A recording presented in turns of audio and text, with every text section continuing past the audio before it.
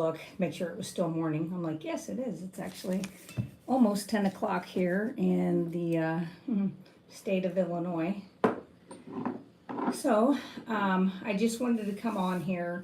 I'm going to be working on some projects today. So I got some oregano oil that's ready. I'm going to put up on the website. So I'm going to be working while I'm talking to you guys. But I wanted to go over something really important. So I am a carnivore. So I do believe in keto, ketogenic, ketovore, and carnivore lifestyle for health. But today I'm going to talk more about our broken health system, and I'm going to give you some advice as an advocate of what you can do for yourself, your friends, and your family. And I just wanted to give you trigger words and things that get used on you and things that you can do for yourself. So the first thing I want to discuss is I'm not saying the entire healthcare system is horrible. I know I'll have people be like, well, you hate I don't hate anybody. I'm not happy with the way things are going. I saw it myself personally for years being an advocate. I saw it 2.5 years ago with my mother and a medical mistake that she almost died from 3 times. And trying to be her advocate and just what you come up against. And if you're not working in the field, it's kind of hard to know what things you have the right to do and how to do those things. So I'm going to go over some of that. So whether it's a spouse, and you have no idea when this is going to come up that you're going to need this. So I do recommend that like me and my husband, power of attorney for each other, for his brother, power of attorney, but for like my mom and my stepdad. They did a power of attorney, so any hospital, any doctor's office, home health, whatever entity you are around, you can ask for a healthcare power of attorney. Now, it does have to be notarized, so you can fill out a power of attorney up into the point of where you sign. You have to sign it in front of a notary. Every hospital I've ever known has a notary. Doctor's office may not. Bank, post office, those kinds of places may have one, so you need to do that. So I'm going to show you the inside of my mom. So you see it's got the notary, okay? So when you fill out a power of attorney, there are 2 options on there. For a power of attorney, you're naming somebody either that is able to make decisions for you if you are unable to make that decision for yourself. Let's say you get a head injury and you're on life support, and you're not able to make decisions about having the surgery or not. That's when they would come to your loved one or whoever you have listed as your power of attorney and would ask, what would they want? What do they want? Then there is, a second option, which is what my mother did for hers. And this is on all power of attorneys, healthcare power of attorneys, but make sure as to which one fits you the best. Now, with my mom, she was 74 when this happened, or 75, anyway. And she's very, very intelligent, very smart lady, but she grew up in that era of when doctors say something like, it's just golden, you can take it to the bank, and not that sometimes you can't. I'm gonna move this a little because that bright light. But it was like, oh, the doctor said, and I'm like, oh, okay, but why? What was this? What was that? No answer, no recollection of the discussion that they had. It was just that they said it. And I'm like, okay, well, that doesn't make sense to me. So anyway, so the way she chose to fill hers out is there are 2 options. One is make decisions for me only when I cannot make them for myself. The physician taking care of me will determine when I lack this ability. Let me say that again for the people way in the back. The physician taking care of me gets to determine when I lack the ability. Let me just tell you why this is a bad idea, personally, in my opinion, is because my mother was so septic 2 years ago that when I would call her at the hospital and say, hey, how's your pain doing? How do you feel? She literally said to me, V59, but sounded very slurry, like she was drunk, which was my first clue that she was septic. And I'm like, that does not what does V59 even mean? And she was like, V59, and she repeated it, and I was like, do you know who you're talking to? And she was like, yes. And I was like, who are you talking to? Well, she actually said my daughter's name. And I was like, this is not okay. So I had her hand the phone off to her nurse. And this was like the first entity that she had went to. And an emergency room, if you can call it that. And I said, hey, she's not making any sense. Did you guys do a CT scan? Did you check her urine to make sure she doesn't have a UTI, and a CT to make sure she didn't have a stroke? Oh yeah, they're clear. And I'm like, did you check blood work? Oh yeah. I mean, she'd been in the ER for almost 12 hours at this point. And I'm like, and what was her white blood cell count? Well, it was like 35,000, And I'm like, oh shit. And I was like, oh, so you drew blood cultures? No, the doctor didn't think that was necessary. Now, any of you who have ever known somebody to have white blood cell count above like 12, 13, we start being like, oh, we have an infection somewhere. And the only way to truly know what antibiotic is going to be its best option. Now, we have broad spectrum antibiotics that cover everything, but to know exactly which one, you need to do what they call cultures and sensitivities for that so that you get the exact one. So I'm like, you didn't do that? And this was a fairly decent sized hospital. And they're like, oh no, he didn't think it was necessary. So that right there shows you that was not good thinking. Like literally the smallest hospital in the United States that I've ever had any dealings with would have done that. Like that's nursing 101. Like that's literally nursing 101. And I was like, aren't you an advocate? Like, and she was like, oh, I think so. And I'm like, well, obviously if you have to say you think so, you're not. So that is scary when physicians are going to be able to decide when somebody is able to make decisions for themselves or not. Because what I found when I got there is that she had signed a paper to allow them to discharge her. But when I asked her who the president was, she could not tell you. I said, how was she signing her own papers? Oh, well, she answered 3 of our questions correctly. That was their determination. Now, this woman is extremely intelligent, excellent writer. She's an author, a painter, an artist. So she has a big vocabulary. So yeah, she was like, yeah, rattled these things off. But when they asked her the hard questions like, what's your pain? She told them V59. I said, oh, I mean, does that seem like she's okay to sign for herself? And they're like, oh yeah, I guess not. And I'm like, guess not. But then I actually took her to a hospital over here, not in the state she lives in. So my concern is with her power of attorney, this is what she signed. Like I said, there's 2 options. I read you the first one. The second one is make decisions for me starting now and continuing after I am no longer able to make them for myself, while I am still able to make my own decisions. I can and still do so if I want to. So what that entails is once she signed that portion, they still always have to contact the power of attorney. Hey, we're going to try her on a new medication, or hey, she fell out of bed. What do you want to, whatever it may be, they still have to contact you. But if that one is not signed and it's that first one, it is the physician who decides whether she is lacking the ability to make her own decisions or his own decisions. So I really feel like a healthcare power of attorney is an extremely important document that you get.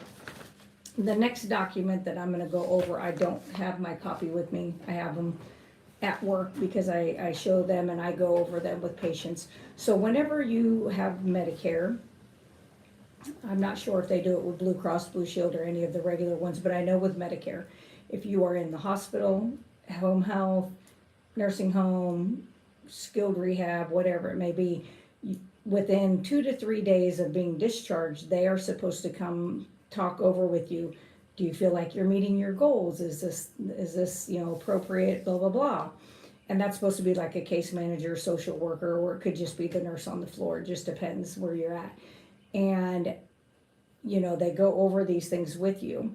And then there's a paper, it's called a notice, it's called a NOMNIC. So it's a notice of non-payment from Medicare because you're meeting your goals. The hospital's typing that you're doing your goals, but if you guys do not agree, you do not sign that piece of paper because that is making them have to appeal. So then they have to send that out to Medicare and all the records. And then Medicare goes over that and sees, hey, have they really hit these benchmarks? Are they doing the things that they're saying that they're doing? And not, like I said, I'm not saying I would just not sign a NOMNIC just to be a jerk, but like in my mother's case, she has 13 steps up to her bathroom and 13 steps down to the basement for her washer and dryer. So when she was doing what they call swing bed, which is, exercising and therapy to get back into your normal activities of daily living, she was only there for 2 days, and Medicare was still covering at 100%. She had, you get 20 days that they'll pay 100, and then they'll pay up to 100 days at 80%, just so you know. But I said, hey, has she done any steps? And they're like, yeah. And I'm like, oh, okay. Well, I have been in healthcare for 21 years, and of course I know the physical therapist there, so I just texted her and I was like, hey, how many steps did mom do with you today? 0. None were done. She said, I've been here the last 3 days, we haven't done any. And I said, oh, okay. I said, I don't know why there's this big glass board behind, the patient, like it's up on their wall, like it's the first and last thing you see as you go in and out of the room, because it literally says, has 13 steps up to bedroom and bathroom, 13 steps to basement. Power of attorney, call this number, this number. I'm like, and so they had came in and had her sign that NOMNIC, and I was like, I called her, on my way home from work, and I was planning on stopping by, but I was like, what's going on? And she was a little more normal, but still not making great decisions, or remembering.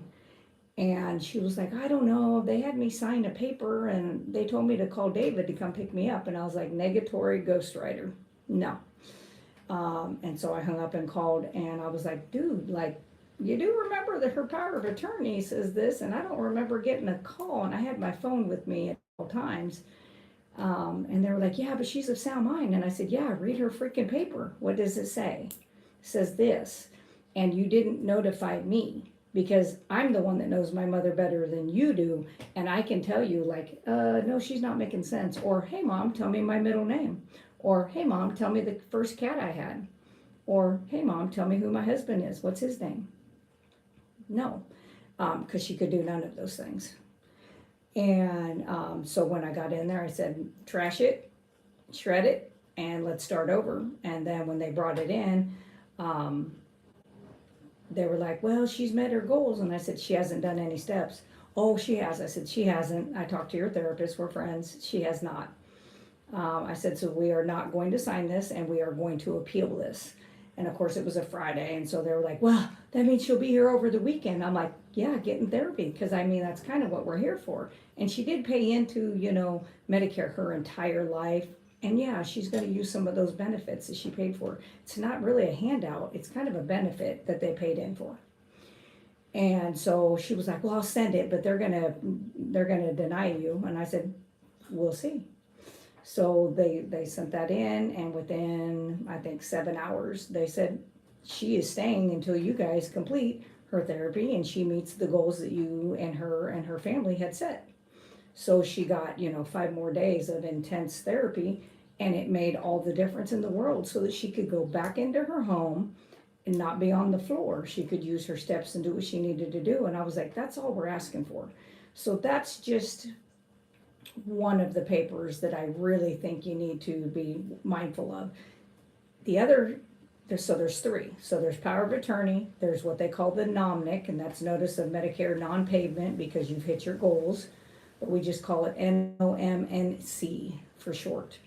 The third paper is an AMA paper that is against medical advice.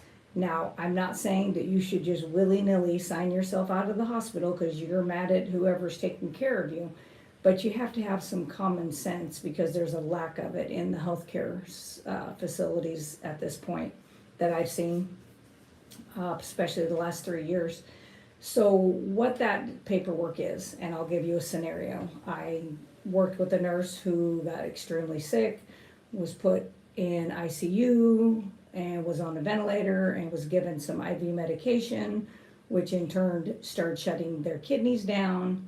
And thank God their power of attorney was an old ICU nurse friend of theirs, who demanded that they stop that therapy, requested a different therapy, which of course nobody in the hospitals were doing at the time because somebody they did not like had mentioned it on the TV, even though we know it works. And now it's back on the NIH and CDC and WHO websites as working for viruses. It's funny how that works. Anyway, so she requested that he be transferred somewhere else to another hospital, and they refused, even though he's got the insurance that would have covered the helicopter, ventilator, the whole 9 yards. And so she requested a paper called the Against Medical Advice, and she signed that. She called the helicopter herself and the people and moved him along. And he is still alive today. I'm truly sure because of that, and because he got to a hospital that wasn't so worried about the political reasoning behind doing a medication that's been out for 60 years. But that did turn him around.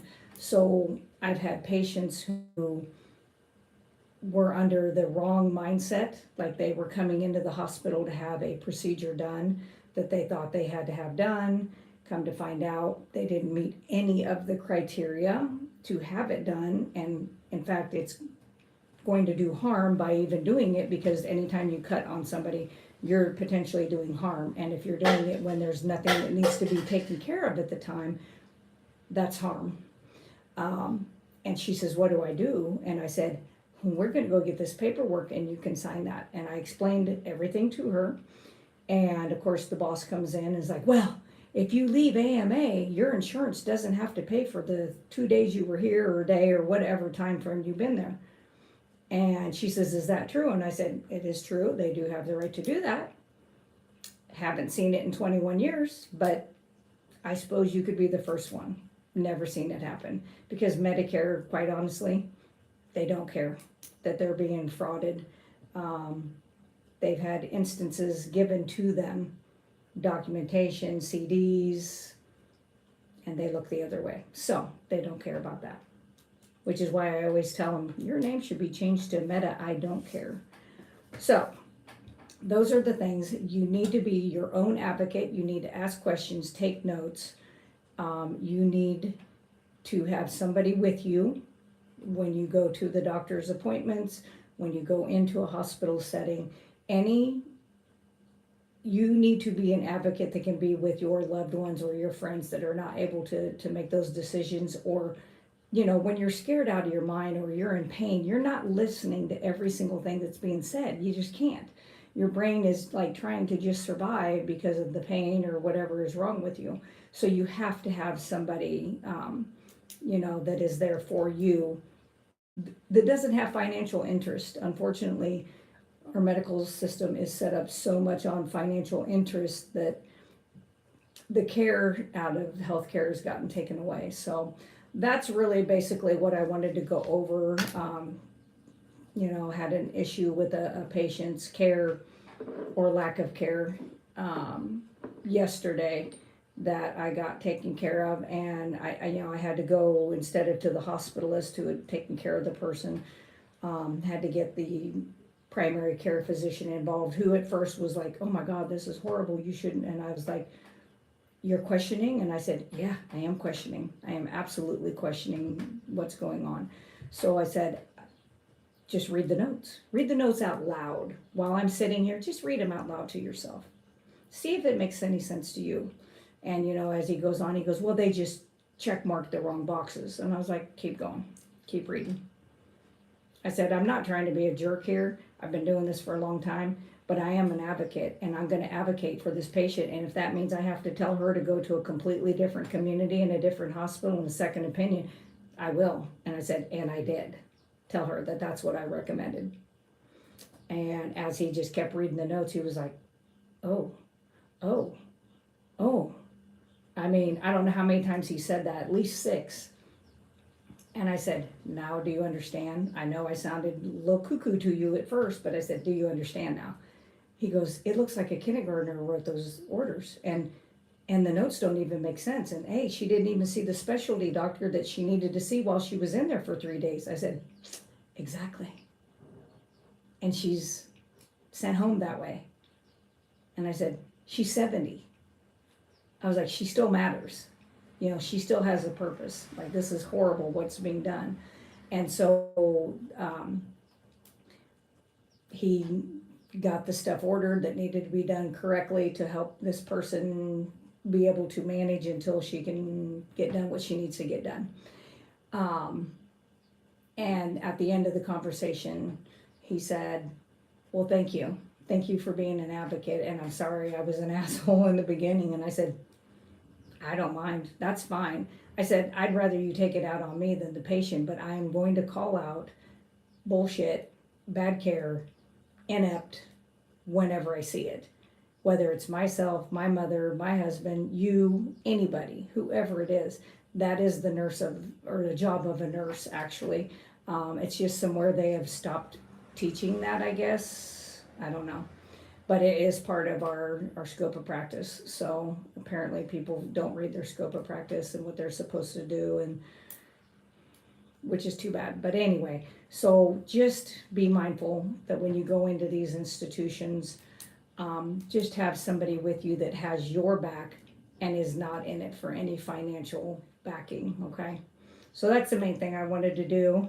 Check out my little oregano oil. So I'm going to get these all labeled and put up on the website. I made some new shampoo today, shampoo bars. So that will be 4 to 6 weeks before they'll be cured. So anyway, if you want to look at anything on my website, you know, Mother's Day is coming up, and I do make my own products, which are very cheap.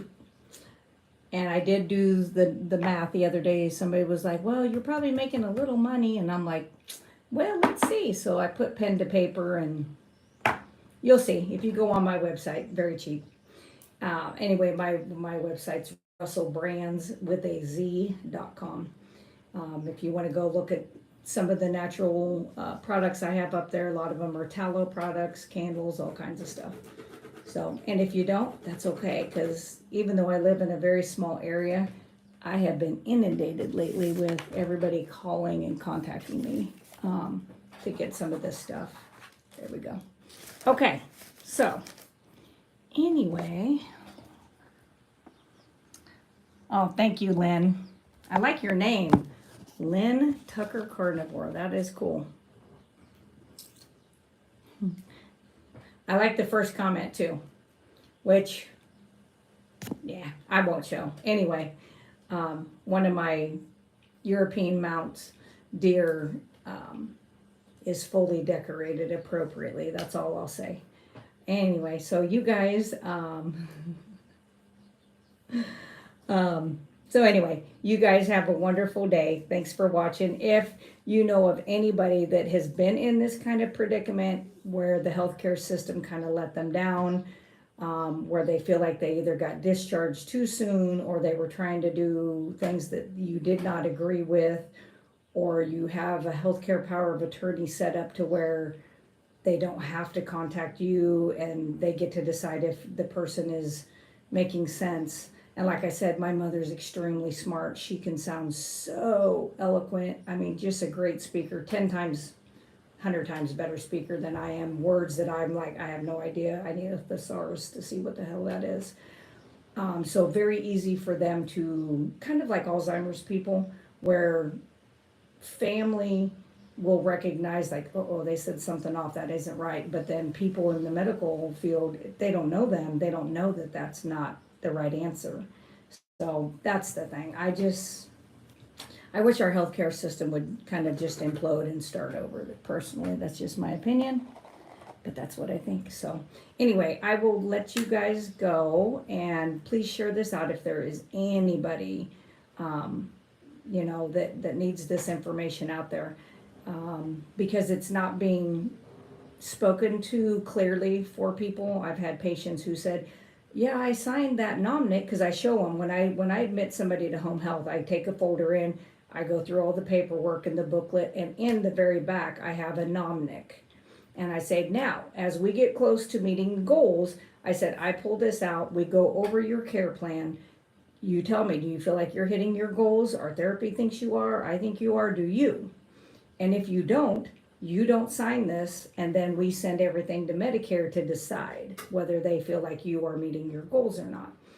And when I was explaining that to a lady whose husband should definitely have not been discharged from the hospital, and this was that this year or the end of last year? I don't remember. It was horrible. She says, no, you sign that piece of paper if you want to appeal being discharged. I said, no. I said, where's your copy of what you signed? And she says, oh, I signed it on one of those little like laptop things, those iPads. And I said, well, that's illegal. It has to be a paper document. It has to be in a certain font. That is regulation. And she didn't have a copy. She had a blank piece of paper copy, but nothing signed, no name, no dates, no nothing on it. And I said, no, when you sign that, you're agreeing that, yep, I've met my qualifications, or my spouse did, and we're fine to go. And this person was septic, and I had to actually call an ambulance for him and have him, he went right back to the same hospital. Well, first he went to another hospital on the way because he was so bad that they had to stop, and then went back to this major university, and ultimately, I think, lived 3 weeks, because of another medical mistake of a medication he was allergic to that he was given. I just don't get it. Anyway, so that's just some of those instances that I've seen. So it's kind of scary. And you just have to be help each other out. So anyway, thank you guys for watching. Have a great day. I'm going to put my stuff together and get it up online, and probably go mushroom hunting with my husband. I hate mushrooms, and I don't like ticks. But it's a Saturday, so I'm going to go do the thing. So anyway, wish me luck. Have a good day. As I always say, meet, heat, eat, and repeat.